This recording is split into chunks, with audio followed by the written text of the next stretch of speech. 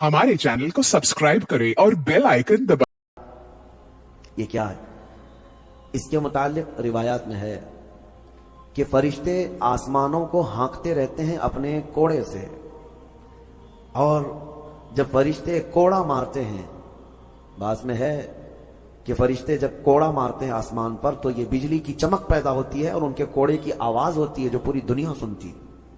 इस कदर हैबतनाक होती है। इससे आप अंदाजा करें, वही कोड़ा कयामत के दिन मुजरिमों को मारा जाएगा।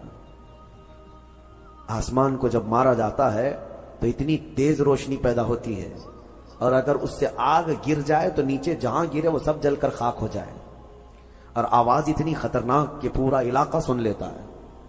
फिर क़यामत के दिन जब फरिश्ते कोड़े लगाएंगे, वही कोड़े हैं। हमारा जिस्म कैसे इस चीज को उठा सकेगा, बर्दाश्त कैसे कर सकेगा? बहरहाल एक आयत है इसमें सूरह राद में, उसकी तिलावत करनी चाहिए जब भी बिजलियां गरजती हैं। वयुसब्बिहु अर्राअदु बिहम्दिही वल मलाइकतु मिन खीफतिही वयुरसिलु सवाइक़ फयुसीबु बिहा मन यशा वहुम युजादिलून फिल्लाहि वहुव शदीदुल मिहाल। अल्लाह फरमाता है, ये कड़क अल्लाह की तस्बीह बयान करती है, उसके हम्द की, और फरिश्ते खौफ खाते हैं, डरे हुए होते हैं। और अल्लाह फरमाता है, ये बिजलियां अल्लाह छोड़ देता है, जिसे चाहे जाकर के लग जाती हैं।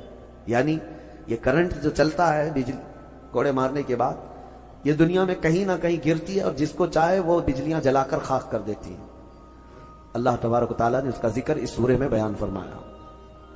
इसी सूरे में एक आयत है, अल्लाह फरमाता है, इन्नल्लाह ला युगय्यिरु मा बिकौमिन हत्ता युगय्यिरु मा बिअनफुसिहिम। बेशक अल्लाह ताला उस वक्त तक किसी कौम की हालत नहीं बदलता जब तक वो कौम खुद अपनी हालत बदलने की फिक्र ना करे। कुव्वते फिक्र अमल पहले फना होती है जब किसी कौम की शौकत पे जवाल आता है। सच कहा है, सोचने समझने और बदलने की ताकत जब खत्म हो जाती है आदमी की, तब वो जवाल पजीर होता है, गिरने लगता है। जिसको ये फिक्र है कि मुझे बदलना है, अल्लाह ताला की तरफ से उसके लिए दरवाजे और खोले जाते हैं। कुछ लोग ये सोचते हैं, यहां बैठ करके मैं मुत्तकी बन जाऊं, मैं बैठ करके अल्लाह का वली बन जाऊं, मैं कुछ काम ना करूं और मुझे हर गुनाह से बचने की आदत हो जाना चाहिए। ऐसा कैसे होगा? तुम्हें शुगर से भी बचना है और बीपी से भी बचना है, लेकिन रोज 1 किलो शक्कर भी खाते हो, 1 किलो नमक भी खाते हो। कैसे होगा? तुम्हारा खुद का अमल, तुम्हारी कोशिश जब तक ना होगी, अल्लाह ताला फरमाता है हम नहीं बदलेंगे उनकी हालतों को। और जब तुम बदलना चाहोगे तो अल्लाह कैसे बदलता है पता है? अल्लाहु अकबर, हदीस कुदसी है, अगर तुम एक बालिश बढ़ करके आओगे, अल्लाह फरमाता है 10 कदम बढ़ करके तुझे ले लेगा। अल्लाह की रहमत 10 कदम आगे बढ़कर तुझे ले लेगी। तुम चल करके आओगे तो उसकी रहमत दौड़ करके ले लेगी। लेकिन शर्त है कि तुम बदलना चाहो। तुमने अगर जिस दिन ये इरादा कर लिया, अज़्म कर लिया, अल्लाह की तरफ से मजीद दरवाजे खोले जाते हैं। लोग ये कहते हैं ना, तौबा करने के बाद भी फिर वही होता है, छूटता नहीं। मसला तौबा का ये नहीं है कि गाल पे थप्पड़ मार लेना। तौबा का ये है अज़्म करना, पक्का इरादा करना, और अल्लाह से यूं अर्ज करना कि तेरा वादा है कि जो बदलना चाहे, जो बढ़ना चाहे, तू उसे बदल देगा। मैं बदलने के लिए आगे बढ़ रहा हूं मौला, अब तू रहमतें भेज। फिर देखो कैसे नहीं बदलते। अल्लाह तुम्हें तौबा पर दवाम अता करेगा। फिर कभी भी कदम फिसलेगा, अल्लाह तुम्हारे लिए मदद नाजिल फरमाएगा।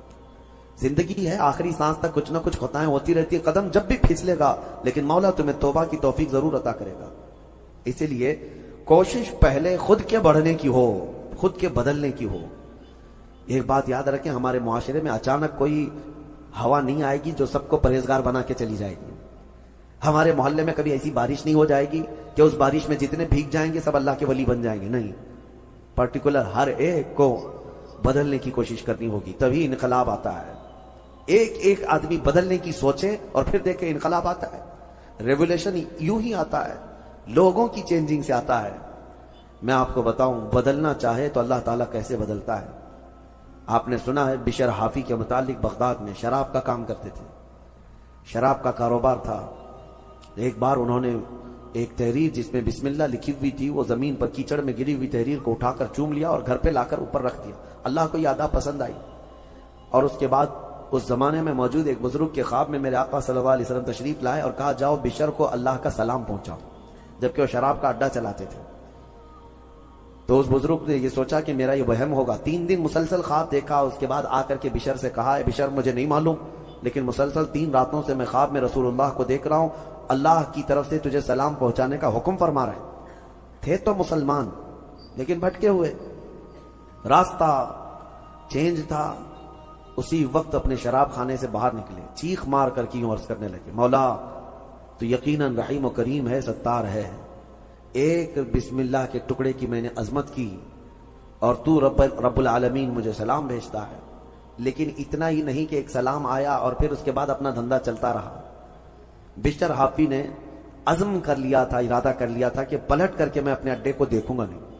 وہاں سے جو نکلے ننگے پیر نکلے اور زندگی بھر ننگے پیر ہی چلتے رہے، پھر چپل پہنے ہی نہیں، کیونکہ چپل چھوڑ کر کے باہر آئے تھے اس بزرگ سے ملنے کے لیے، اسی حالت میں نکل آئے۔ تو جب کسی کا پکا ارادہ ہوتا ہے تو اب اللہ تعالیٰ نے ان کے لیے ایسے دروازے کھولے، اللہ اکبر، وہ بغداد کے قطبوں میں شمار ہوئے ہیں، قطب الاقطاب تھے، اللہ کے ولیوں میں تھے۔ اور حد تو یہ ہے کہ ایک بزرگ نے دیکھا بغداد میں ایک کتے نے راستے پر پیشاب کیا ہے، پخانہ کیا شہر کے راستے پہ۔ اس بزرگ نے فرمایا جاؤ دیکھو آج بشر حافی کا انتقال ہو گیا ہوگا۔ تو لوگ جا کر کے معلوم کیے تو صحیح میں اسی دن حضرت بشر حافی کا انتقال ہوا تھا۔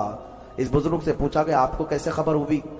کہا کہ جب تک بشر حافی زندہ تھے پورے بغداد کے کسی راستے پر کوئی جانور پیشاب و پخانہ نہیں کرتا تھا، اس لیے کہ وہ ننگے پیر چلا کرتے تھے۔ اللہ نے ہر راستے کو ان کے لیے پاک کر رکھا تھا۔ یہ ہے رحمت الہی، جب بدلنا چاہے بندہ مولا اس کے پیروں کو بھی چلنے کے لیے پاک راستے عطا کرتا ہے۔ میرے عزیزو، اسی لیے اعلیٰ حضرت نے ترجمہ بھی کیا کیا، اہدنا الصراط المستقیم کا، کیا اللہ تو سیدھا راستہ دکھا نہیں چلا، کیونکہ اب میں چلنے کی کوشش کر رہا ہوں، میں آ گیا ہوں، نماز میں آیا ہوں، یہ سیدھا راستہ ہی تو ہے، لیکن اب آگے اے مولا تو چلا۔ جس کی بھی یہ دعا قبول ہوئی مولا کریم اس کو آخری سانس تک ہدایت پر رکھے گا، چلائے گا۔ لیکن میرے عزیز بنیاد یہی ہے، قرآن کی یہ آیت ہمیں بتاتی ہے تمہاری طرف سے شروعات ہو، پھر اللہ کریم کی طرف سے رحمتیں کھل جائیں گی۔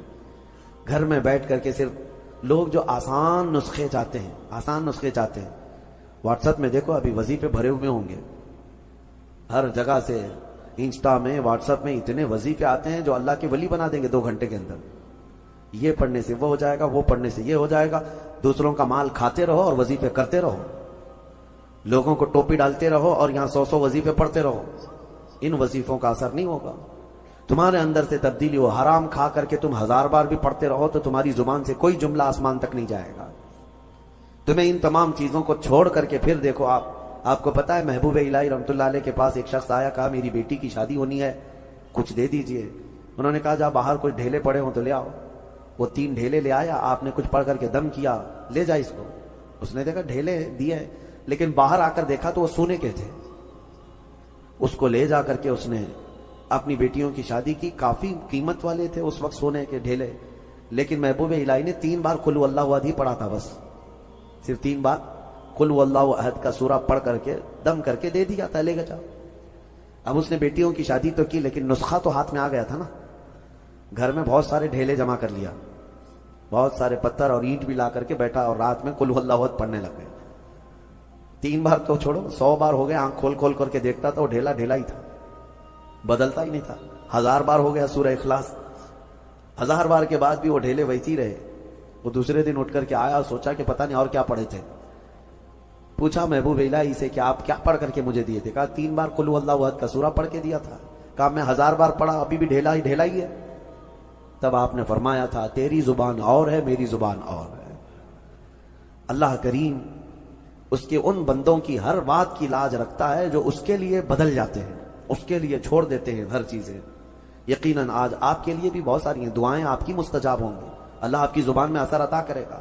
اس کے لیے کچھ چیزیں چھوڑنے کی کوشش کرو۔